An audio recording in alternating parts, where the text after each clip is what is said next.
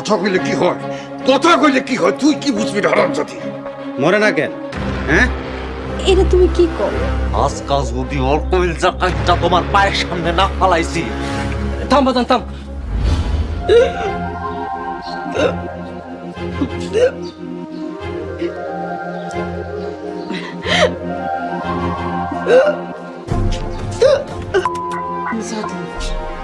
বমি করতেছ কেন? তুই কি প্যান্ট বাজাইছ? তোরে কিন্তু আমি ময়রা হালামো তোরে বাচ্চা। আম্মা ছেড়ে দেন আম্মা। বমি করবি কেন? আম্মা